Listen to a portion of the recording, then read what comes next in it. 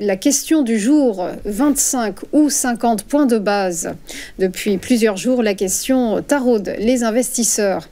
À quelques heures de l'annonce officielle, attendue à 18h GMT, ils sont partagés sur l'ampleur de la baisse des taux directeurs de la Fed.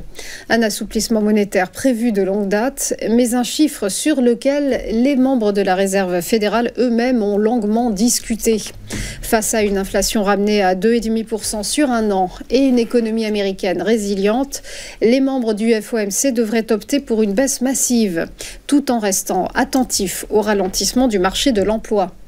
Depuis juillet 2023, les taux se trouvent dans la fourchette de 5,25 à 5,50%, soit leur plus haut niveau depuis plus de 20 ans.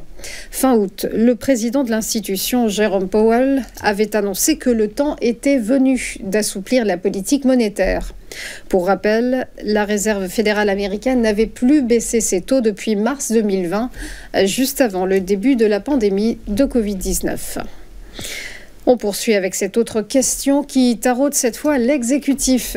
Augmenter les impôts ou pas ? La piste semble en effet ravivée par Michel Barnier.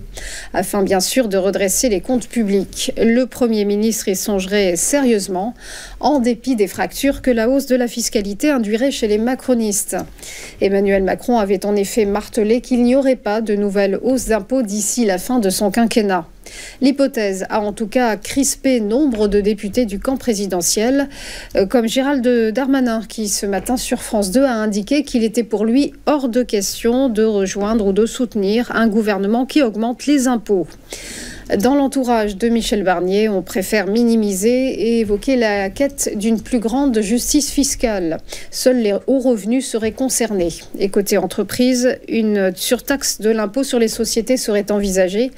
Un nouveau dispositif fiscal qui pourrait même être rétroactif sur 2024.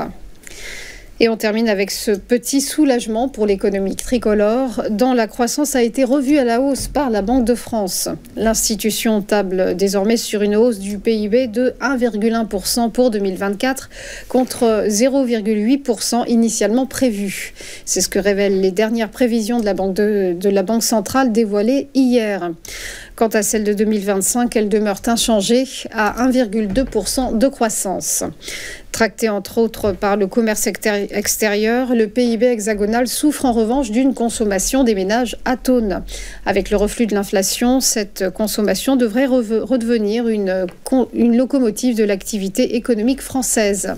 Quant au retour du déficit public sous la barre des 3%, le gouverneur de la Banque de France l'a jugé pas réaliste pour 2027, contrairement à ce qu'affiche le gouvernement sortant.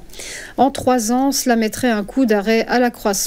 Mieux vaut se fixer un cap de 5 ans qui reste compatible avec les règles européennes, a préconisé François Villeroy de Galhau.